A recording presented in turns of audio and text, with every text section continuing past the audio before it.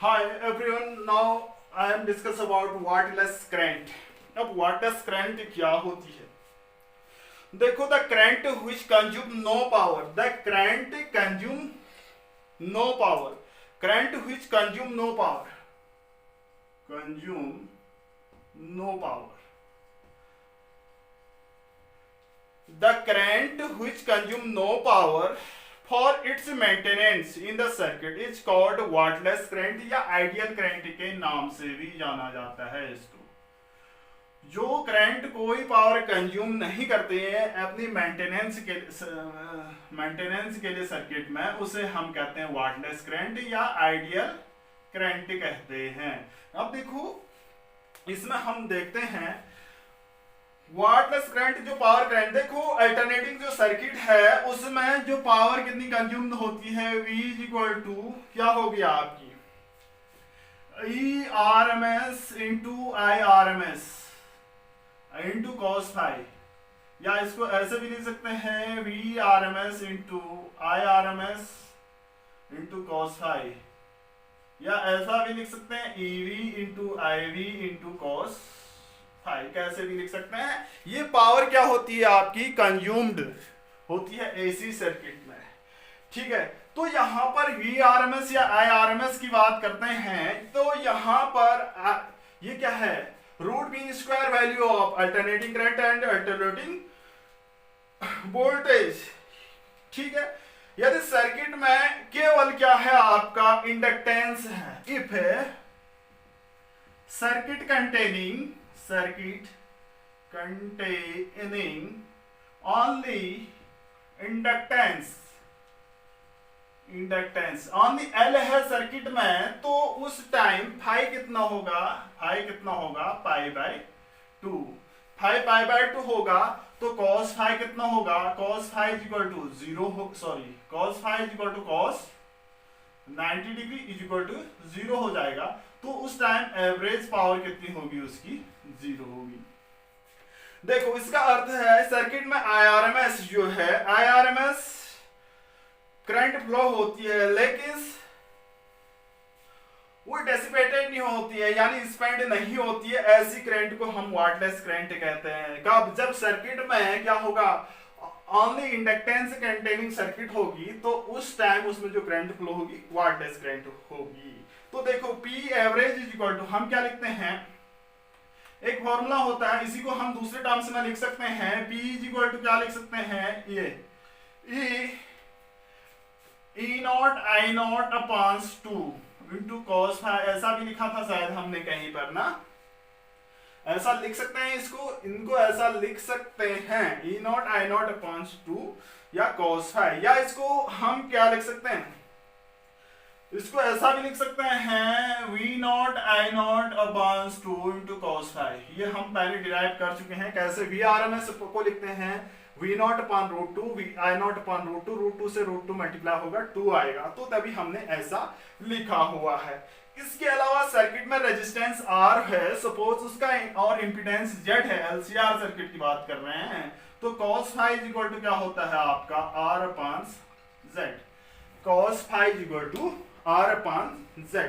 तो यहां पर जो पीक वोल्टेज होगा V not is equal to Z into I not, या इसको हम लिखते हैं E not equal to Z into I not, ऐसे भी लिख सकते हैं, ठीक है। तो यहां पर क्या होगा, तो पावर कितनी हो जाएगी, तो power is equal to e naught की जगह हम क्या रख सकते हैं, i naught into Z not, into एक और आई नॉट आएगा इंटू आई नॉट, कॉस फाई की जगह हम ये रख देते हैं इंटू आर अपॉन जेड लिख सकते हैं। देखो, cos फाई की जगह आर अपॉन जेड और ई नॉट की जगह मैंने जेड इंटू आई नॉट लिखा। तो यहां से कितनी पावर आ रही है, power equal to I not square into Z not into R upon 2। देखो, आई नॉट अपॉन 2 को हम आई आर एम एस का स्क्वायर कहेंगे, I R M S square into Z not into R, I R M S, sorry, जो I R M S है, यहां पर हमने क्या कहा गया,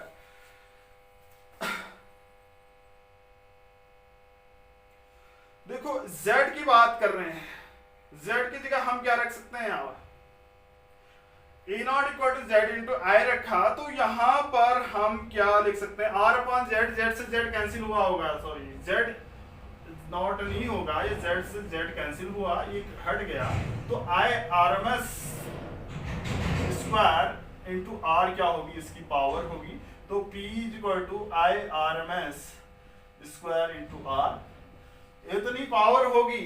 सपोज हम किसी अल्टरनेटिंग सर्किट में केवल क्या है, इंडक्टेंस के कारण करंट फ्लो होती है, यानी सपोज किसी अल्टरनेटिंग सर्किट में जो पावर क्या होती है, स्पेंड होती है, केवल रेजिस्टेंस के कारण होती है, तो आर की वैल्यू जितनी कम होगी, आर की वैल्यू जितनी कम होगी, पी की वैल्यू उतनी ही कम होगी, रेजिस्टेंस जितना कम होगा पावर उतना ही कम होगा। अगर आर की वैल्यू 0 है तो अल्टरनेटिंग करंट सर्किट में बहने वाली जो भी करंट के लिए, अगर आर 0 है तो सर्किट में बहने वाली जो भी करंट है उसके लिए पावर कितनी हो जाएगी, आपकी 0 हो जाएगी।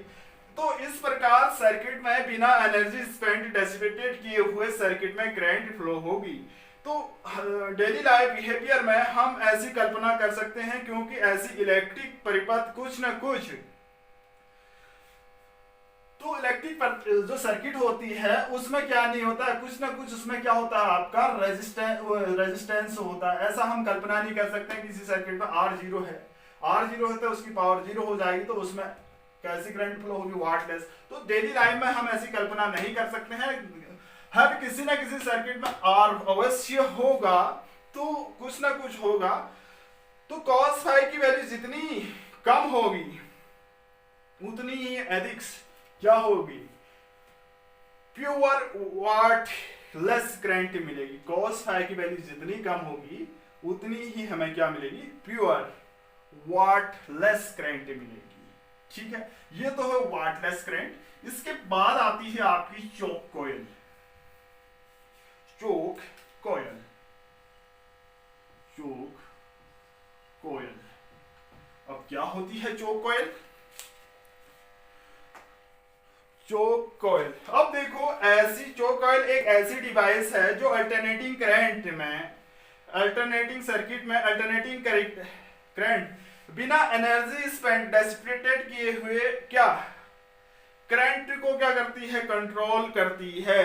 ठीक है, करंट को क्या करती है, कंट्रोल करती है, उसे हम कहते हैं चोक कॉइल। यानी मैंने क्या कहा, कॉइल क्या है, ऐसी coil is an electrical device used controlling the current in AC circuit without wasting electrical energy, बिना इलेक्ट्रिकल एनर्जी वेस्ट किए हुए क्या करती है, करंट को कंट्रोल करती है। ऐसी डिवाइस को हम क्या कहते हैं, ऐसी डिवाइस को हम कहते हैं चोक कॉइल। ठीक है, यानी AC circuit wasting electrical energy in the form of heat, without wasting electrical energy in the form of heat is called electricals क्या, इज कॉल्ड चोक कॉइल। ठीक है, इसका प्रिंसिपल्स क्या होता है, देखो अल्टरनेटिंग जो सर्किट है उसकी पावर कितनी होती है, P is equal to V R M S या ई आर एम एस या I R M S into cos phi, उसकी क्या होती है, पावर इतनी होती है। ठीक है, इसके प्रिंसिपल पर डिपेंड कर रहे हैं।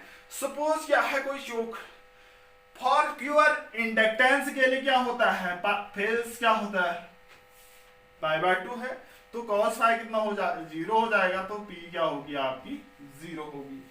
तो यहां पर इसमें इंडक्टिव रिएक्टेंस जो होगा XL क्या होगा, XL equal to omega L होता है फॉर्मूला, या 2 पाई, सपोज उसकी फ्रीक्वेंसी f है या न्यू है, 2 पाई न्यू L कहेंगे।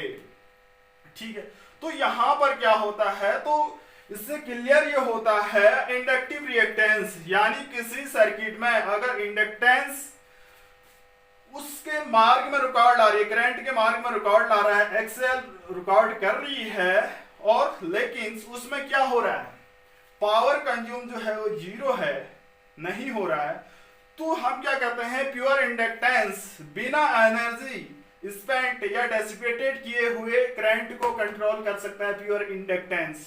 ठीक है, इसी प्रिंसिपल पर क्या है, चोक कॉइल बेस्ड है। मींस इंडक्टेंस क्या कर सकता है आपका, इंडक्टेंस क्या करते हैं आप, करंट के मार्ग में जो रुकावट करता है, और लेकिन इंडक्टेंस के द्वारा क्या हो रही है, पावर कंज्यूम क्या है, जीरो है, पावर कंज्यूम जीरो है।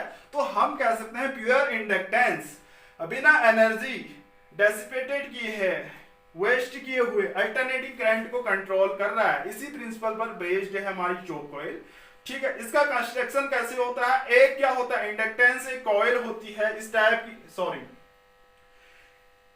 एक कॉइल होते हैं, यानी ये चोक कॉइल एक हाई इंडक्टेंस कंटेनिंग कॉइल होती है। ये कोई कॉइल है आपकी, सपोज ये कॉइल है, इसमें नंबर ऑफ टर्न्स दे रखे हैं,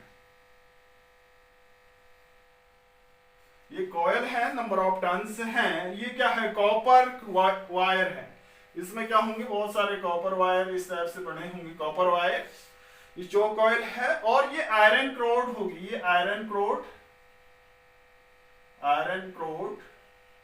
ये चोक कॉइल है आपकी, चोक कॉइल। और इसको हमने एक एसी सोर्स, यहाँ पर एक बल्ब लगाते हुए, यहाँ पर एक बल्ब लगा रखा है, और इसको एक एसी सोर्स से कनेक्ट किया गया है। इसको हमने क्या किया, एसी सोर्स से कनेक्ट किया गया है। देखो,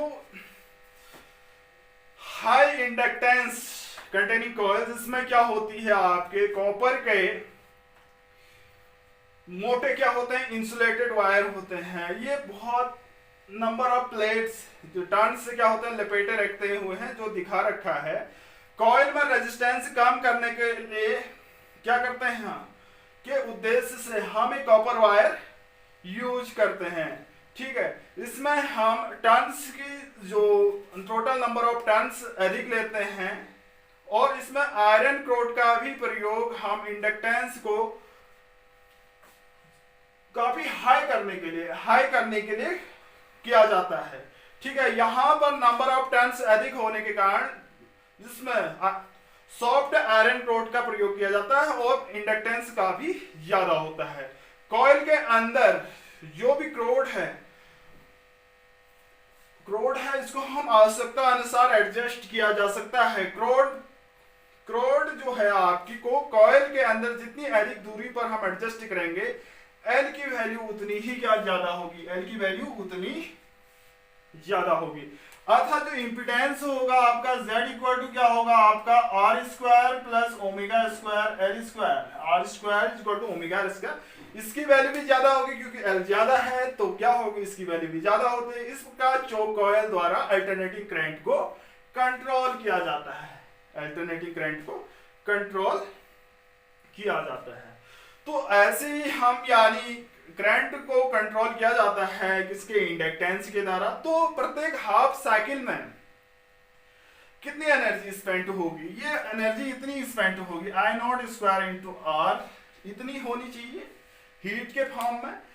इसके विपरीत चोक कॉइल में जो एनर्जी स्पेंड होगी, यानी अल्टरनेटिंग करंट को कंट्रोल करने में, तब प्रत्येक साइकिल में इतनी हीट के रूप में एनर्जी क्या होगी, स्पेंड। इसके अपोजिट चोक कॉइल में जो स्पेंड इलेक्ट्रिकल एनर्जी है वो नेग्लिजिबल होती है, इलेक्ट्रिकल जो एनर्जी है वो क्या होगी, आपकी नेग्लिजिबल होगी। तो इस सर्किट में P इक्वल टू क्या होता है, Vrms into Irms, cos phi equal to हम जानते हैं R अपॉन Z। तो R लगभग क्या होता है, नेग्लिजिबल होगा, तो L बहुत ऊंचा होगा, R क्या होगा, ये देखो cos फाई इक्वल टू क्या होगा, R अपॉन Z। इसको हम कैसे लिख सकते हैं, R अपॉन Z, इसको हम लिख सकते हैं R upon square root of R square plus omega square L square.